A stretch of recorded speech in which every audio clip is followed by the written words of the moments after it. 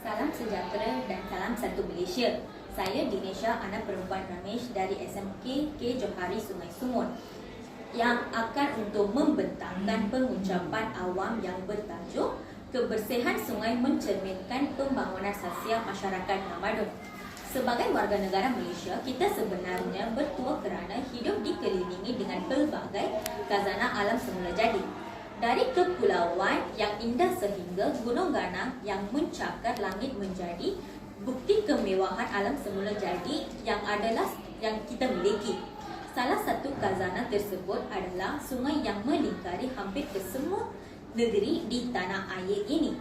Masyarakat dahulu membina kehidupan berdasarkan sungai sebagai salah satu sumber utama dalam pelbagai aspek.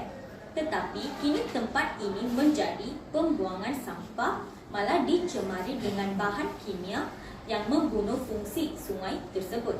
Oleh yang demikian, penting untuk kita bincangkan dan kupas pentingnya sungai kepada manusia supaya masyarakat kita sedar dan mula mengambil tindakan untuk menjaga dan menghargai alam semula jadi.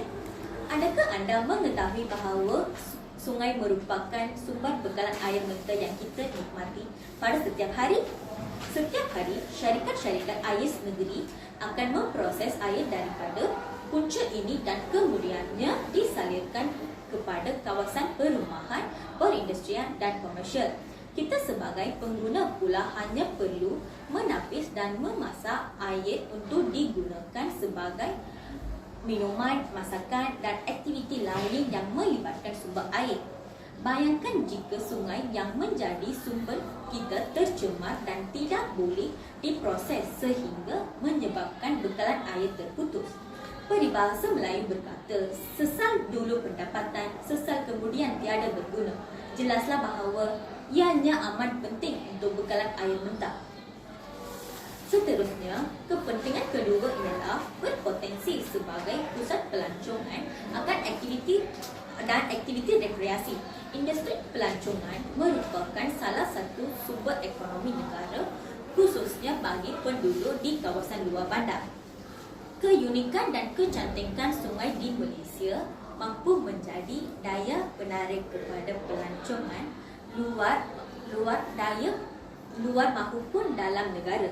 Berkait dengan kepentingan di atas, jika ekosistem dipelihara, pastinya sungai kita akan menjadi indah dengan kekayaan flora dan fauna.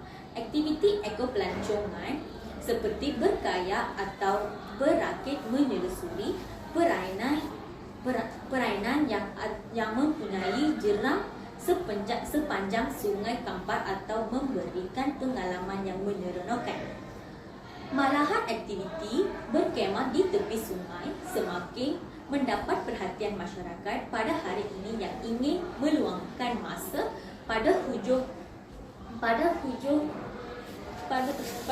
minggu berehat bersama keluarga dan rakan-rakan. Izannya menjadikan sumber alam ini sebagai pusat pelancongan akan rekreasi adalah sangat signifikan di negara kita. Selain itu, sungai adalah penting kerana ia digunakan sebagai salah satu kaedah pengangkutan di kawasan pedalaman. Situasi seperti ini berlaku kebanyakannya di negeri Sarawak dan Sabah kerana untuk berhubung melalui darat sukar disebabkan bentuk muka bumi seperti gunung ganang dan hutan yang tebal. Maka mereka yang menetap di kawasan pedalaman akan menggunakan sungai sebagai jalan pengangkutan mereka. Oleh itu, sungai penting sebagai alternatif atau kaedah utama dalam pengangkutan khususnya di kawasan pedalaman yang mempunyai halangan bentuk muka bumi di bahagian darat. Kesimpulannya, sungai memainkan peranan yang sangat penting dalam kehidupan manusia. Sumber air utama ini perlu dipelihara daripada sebarang pencemaran dan pembangunan yang memusnahkan sumber alam ini. Kerajaan dan agensi yang terlibat perlu berganding bahu memastikan dasar dipeliharaan sungai terjamin dan menguatkuasakan undang-undang jika berlaku sebarang salah laku. Semoga pembangunan lestari menjadi pegangan dalam setiap pembangunan yang akan dilaksanakan supaya khazanah yang kita miliki seperti sungai tidak berkorban.